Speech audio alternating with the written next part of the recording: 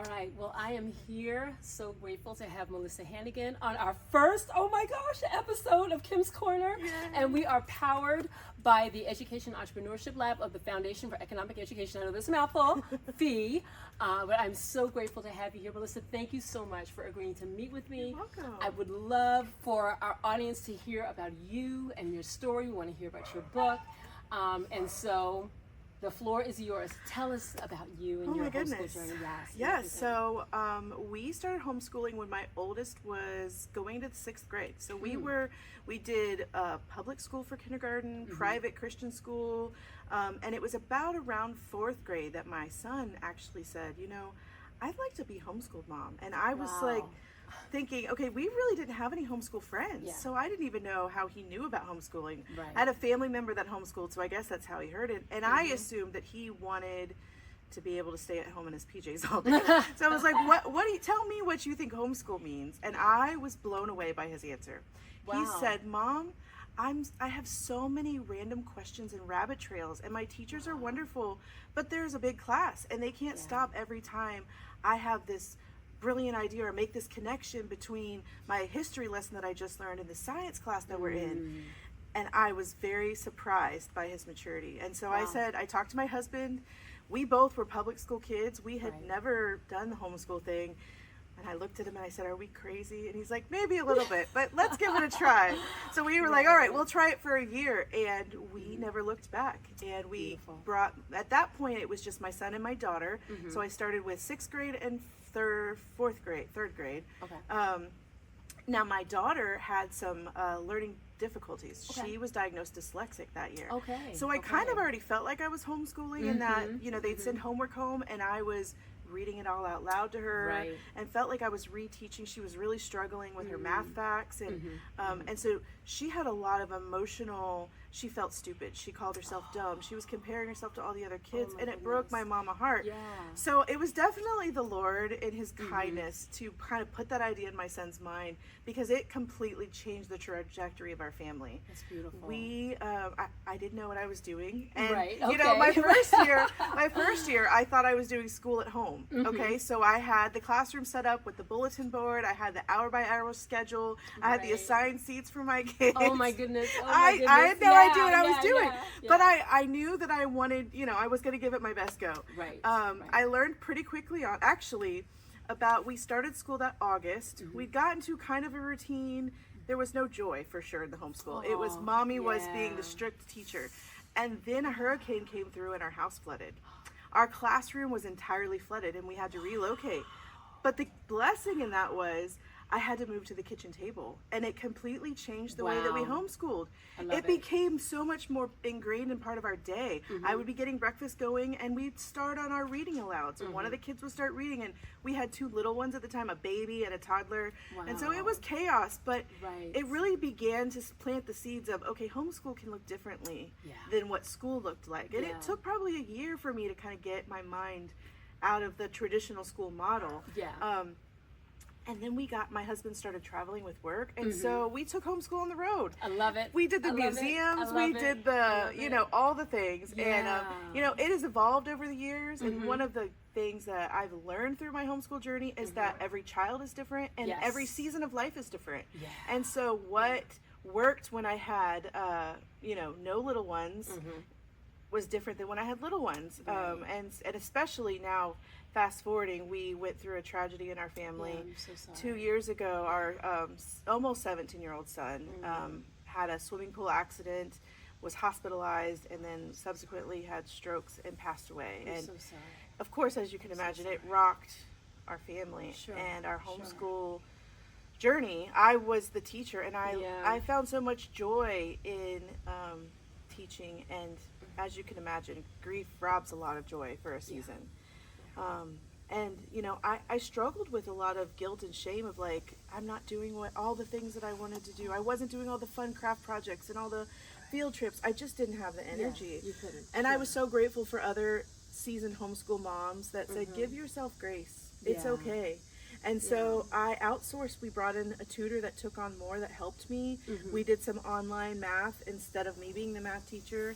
And so it evolved. And again, I could see God's kindness in that we were able to really focus as a family on healing.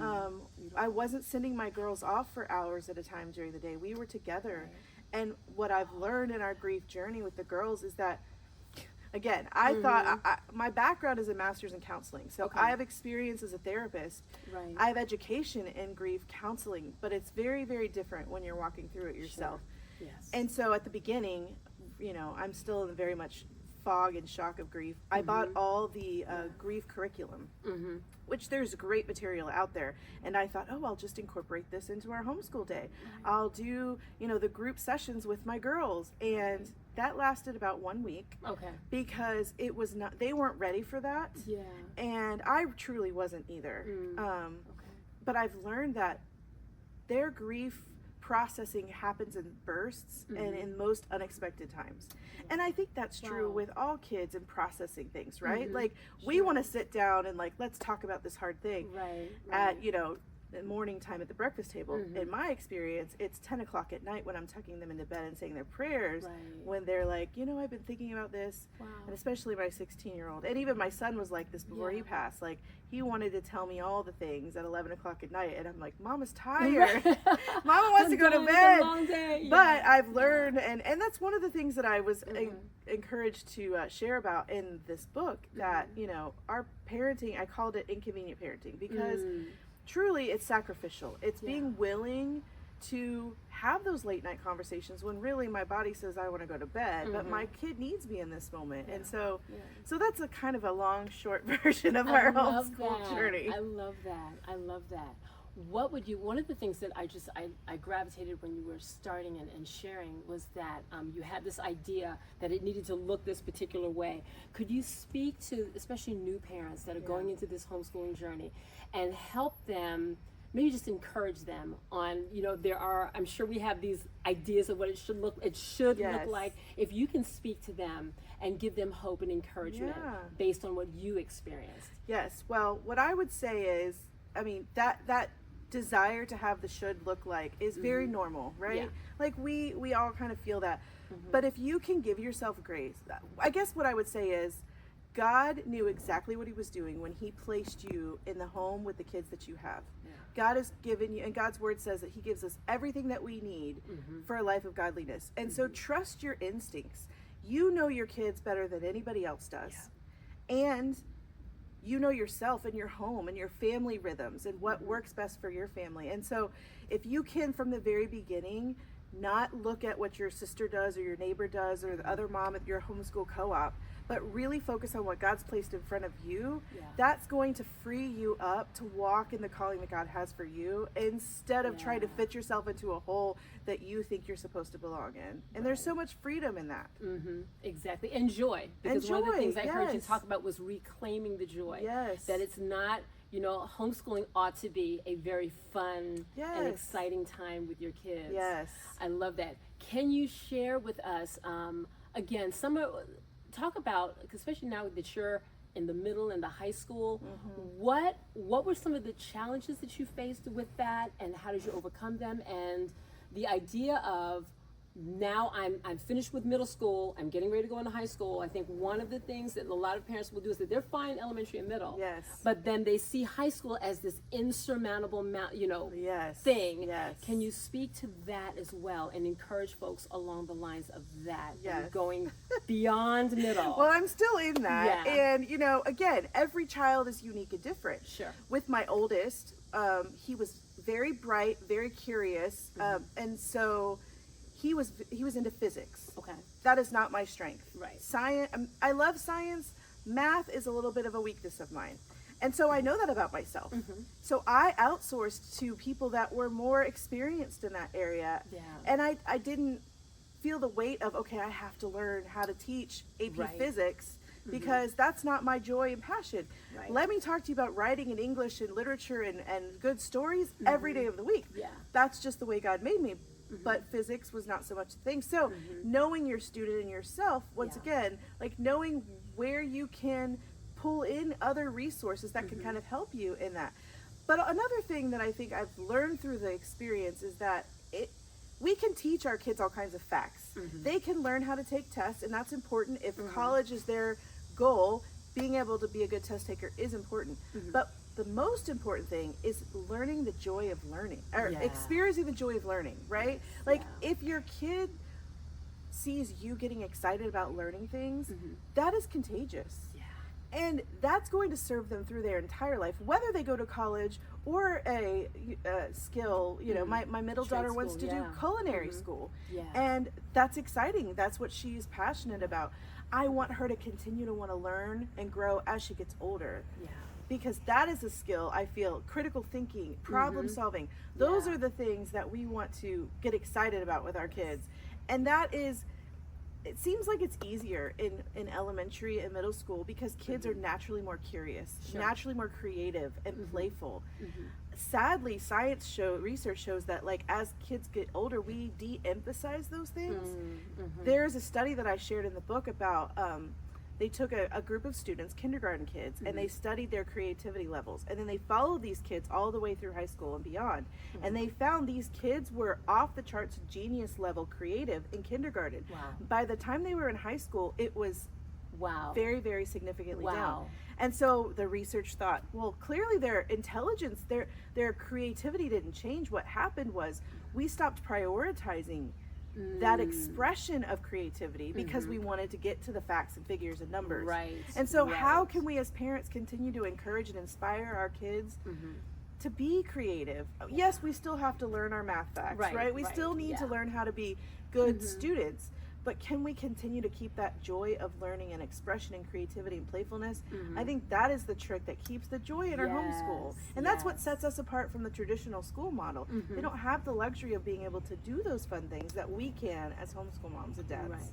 And so tell me about the book as well, because I feel like that's a wonderful segue into your book about and I love the subtitle, Activate Your Child's God-Given Traits. And isn't that part of what we're doing when we're homeschooling our kids and giving them that freedom to discover what they love, what they're passionate about, and then giving them the freedom to go for it. So can you please speak about that? Because I think that's one of those things that we know happens in homeschooling, but I feel sometimes that we don't talk enough about that. No, and I really believe that's the magic of homeschool, right?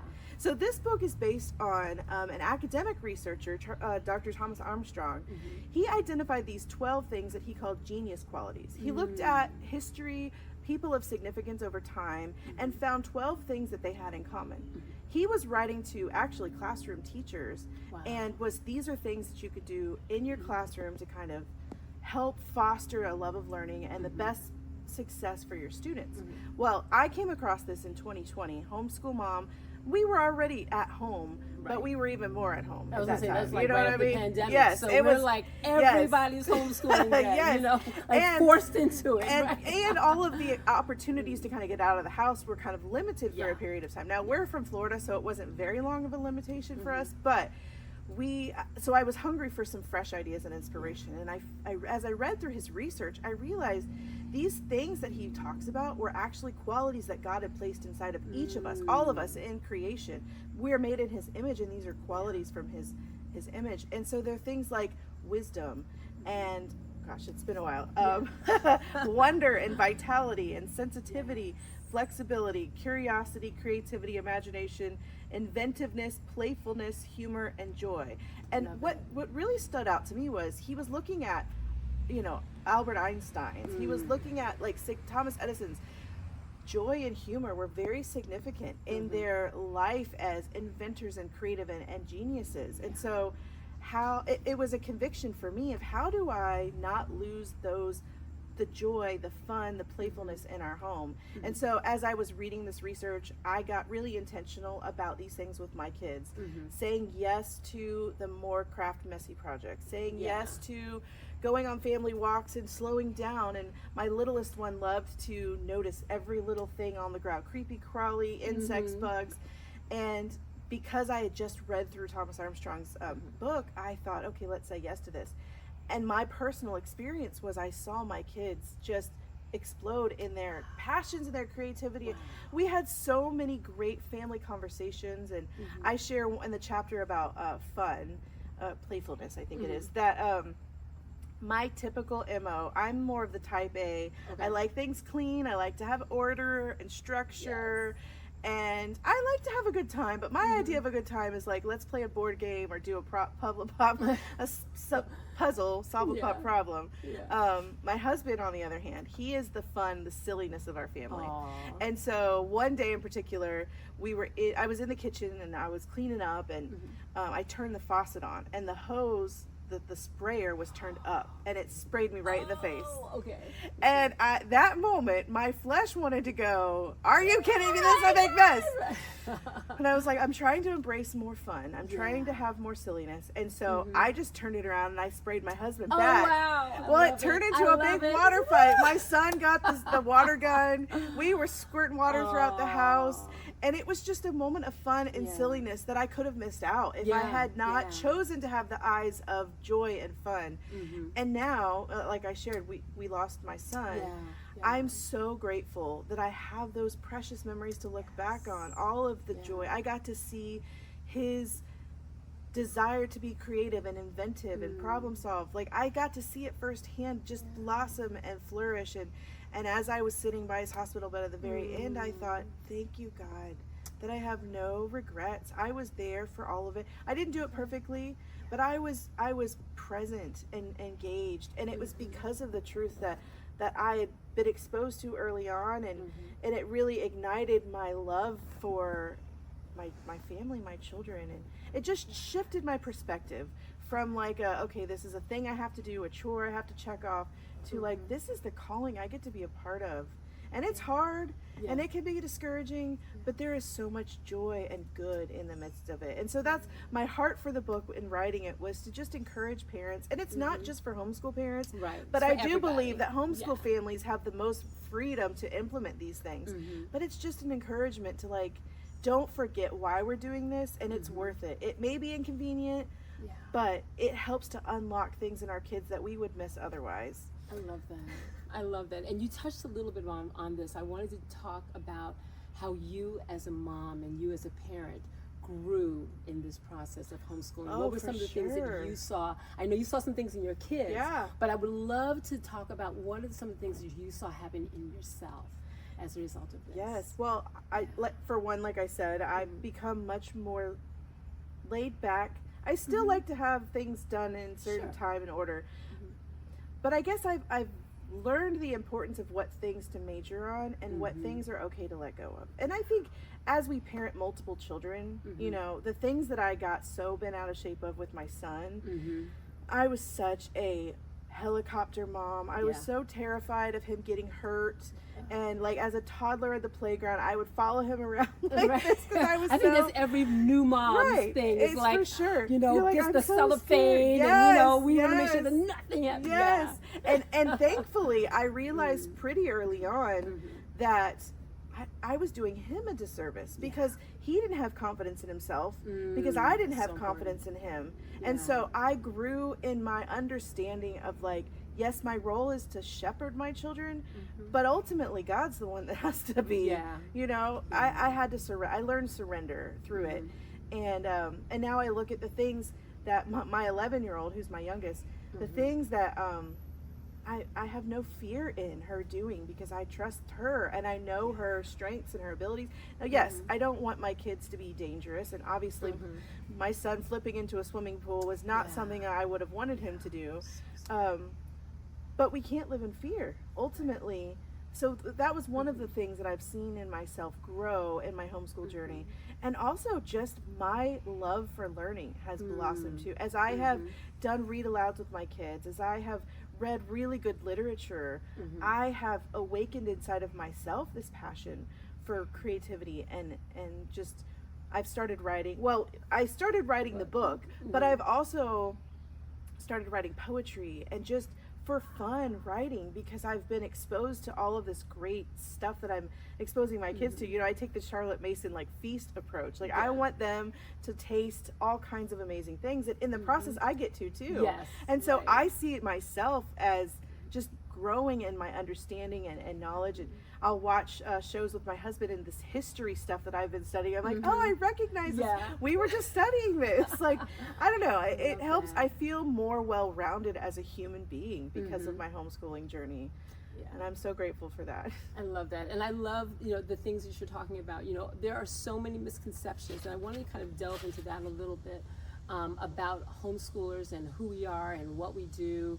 And especially from the standpoint of, well, y'all are just not doing but so much. Can you really talk about that? Because one of my things is I'm definitely a homeschool myth buster. Yes. So that myth about, oh, you're only at home and you're just like very limited and your kids aren't socialized. My goodness. Can you please, I would love for you to dispel some of those myths for our audience. Well, definitely. One of a resource that I read pretty early on in my homeschool journey was the 4-Hour Homeschool Day by Dorinda Wilson. I don't know if you're familiar with that, but she wrote a book, and it's 100% true. The amount of information that we can teach our children in a very small window is so much more rich than what they can get in a 6-8 hour day at school, because it's so much more concentrated. And so the quality of the time that we have with our kids is so much more significant than the quality of time as far as education. And so it may seem like, we get up, if my girls get up and we get started at 9 a.m., we can be done after lunchtime. Absolutely. I mean, my high school student, she has a little bit more work to do, but especially the elementary and even into the middle school days, we can get it all done. And we can be at the park playing. But we get a lot of good, juicy, meaty stuff done in that concentrated period of time. Now, as far as the socialization goes, I think I was guilty of believing that myth myself. Before I was ever in the homeschool world, I thought homeschoolers were weird, that they, didn't know how to have conversations with adults.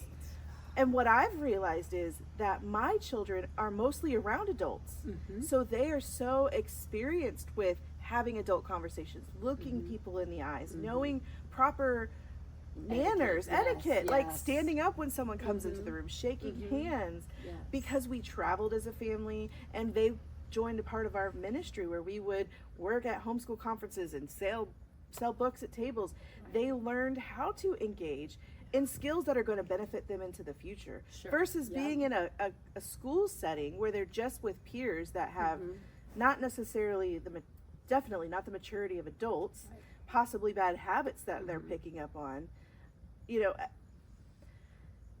It's hard to, it's not that I don't want to be judgmental. I have a lot of friends that have public school, private school, and their kids are wonderful and really sweet. I think the quality of socialization has to do with the parents, less so much than where they're educated. Because I know some public school kids that all they do is they know to look at their phones. There's no socialization because that's their experience. And then I know there's some homeschool kids like that too. It's more about the environment in the home, is communication and community. If that's prioritized, then the children are going to internalize that and express that in their relationships. Excellent. And homeschool is just a great place to practice that. It is. It really is. You touched upon one other thing that I wanted to talk about too, was the power of community.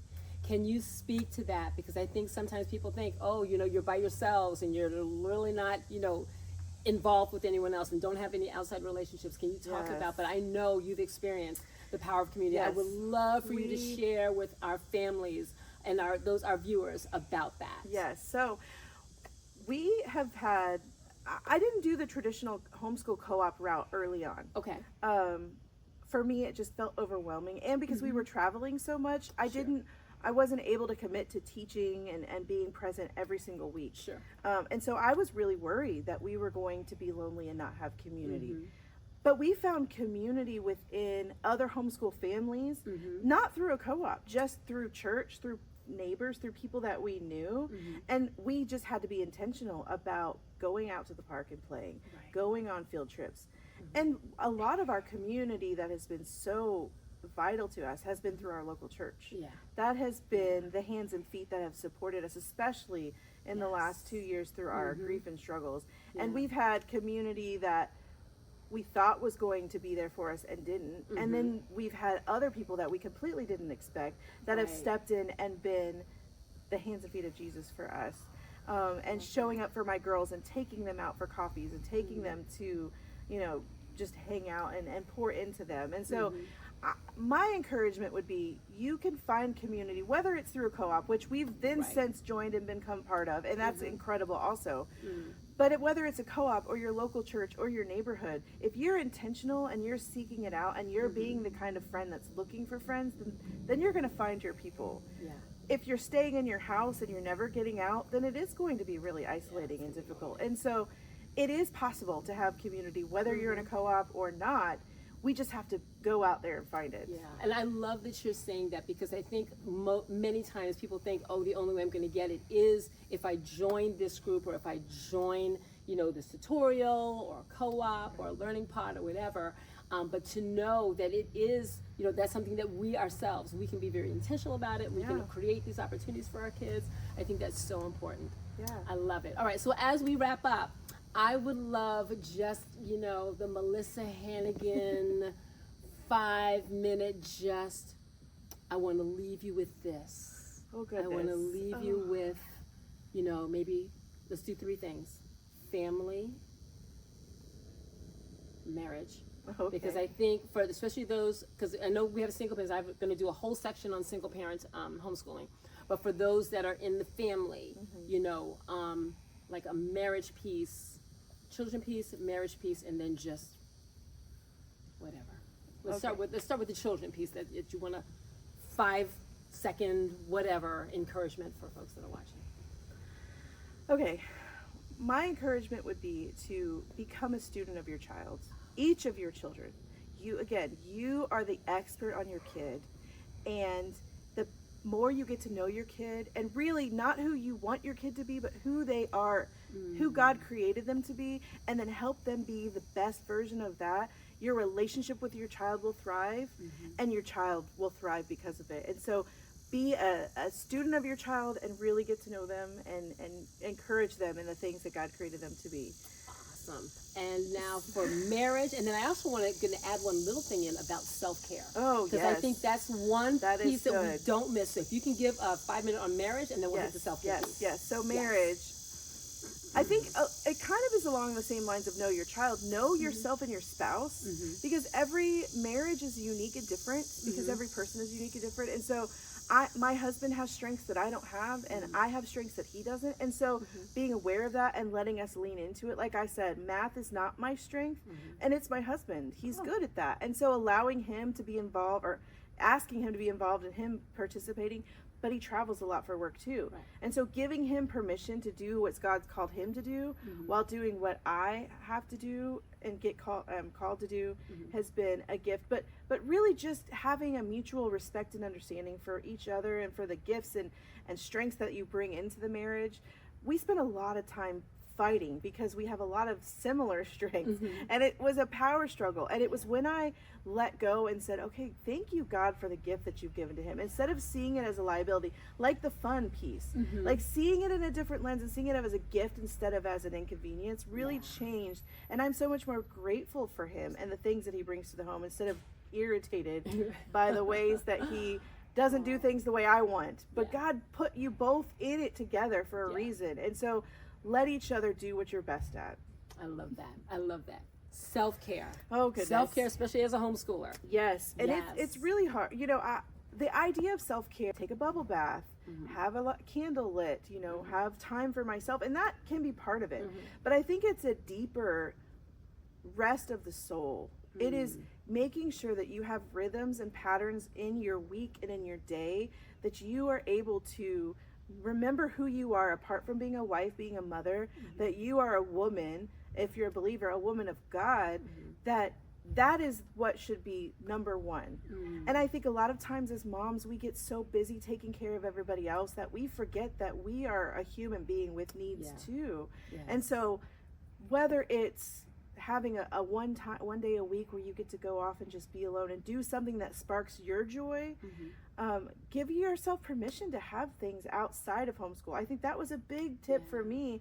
I thought all of my life was just all about my kids, and my kids needed to see me finding things that bring me joy and creative expression and friendships. Oh my goodness, I could talk I did a whole talk one time on the importance of female relationships and making that a priority in time, because having other people, especially when you go through really rough seasons, that can be in your mess and be with you in it, but that doesn't just happen by accident. We have to be intentional. And so I guess with self-care, I just say, make it intentional priority. And it might feel it might feel weird at first. Yeah, because we're not used to it. We're told that that's being selfish, and you're not, you're not being a good mom or whatever, but that's not true. It's another one of those myths that we really need to break. For sure. Yeah. I started running when I had my second child.